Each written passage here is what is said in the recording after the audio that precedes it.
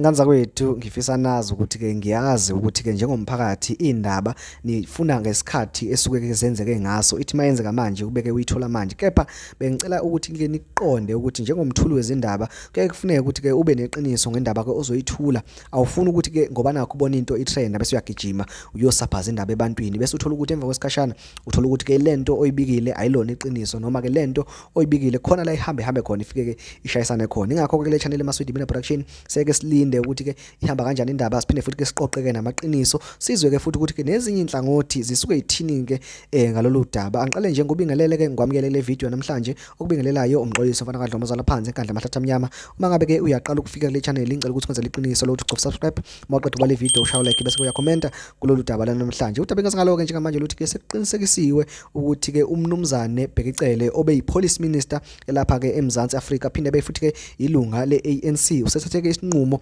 sokuba ke asule esikhundleni ebekade ke ekuso okuyiso ke lesi ke sokuba ke uminister wamaphoyisa alapha ke eMzansi Afrika umnumzane ke Bhekicele ke oneminyaka u72 umemezele ke mhla ka 5 kuJune 2024 ukuthi ke uyasula ke kulesi sikhundla ngesizathu ke sokuthi usefuna ke ukuyidlalela ke nomndeni wakhe ngikukhumbuze nje ukuthi kube seneminyaka eyisithupha kulesi sikhundla njengoba ke angena ngo2018 kusukela ke ku2018 kuze kushaya u2024 ephethe abantu ke abadlule emhlabeni ngokubulawa bangaphezulu ku130,000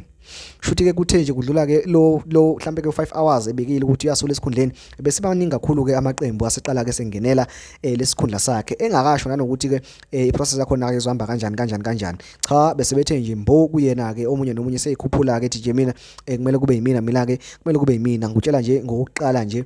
oyililunga ke le DA naye futhi ke ozobe khona eParliament njengoba naye ke ekhushuli ukuthi ke ahambe umele iDA eParliament lo mlungu kombona la emva kwami uMr ke Cameroon naye ke futhi ke uyiphakamisile impela ukuthi cha uzongena ke kulesi sikhundla sika Bhekicele usigaqele nje impela ngamehlo abomvu nje uzokhumbula ukuthi ke ngomunye unyaka uBhekicele wake ke nje wamthulisa kabhlungu kabi ke yena ku Cameroon ke lo bese eParliament wamthulisa kabhlungu yaphoxeka ke insizwa ke le yomlungu yeDA njengamanje ke ithi sisigojele okanye ithi ke isigaqele lesikhundla ke sakhe ke uBhekicele kanti ke umphakathi ke wona ke ubukade ukukhuphula ke ubaba General Nhlanhla Mkhwanazi ungumkhuzi kwamaphoyisa seKZN lona ke umbona la emva kwami umphakathi ke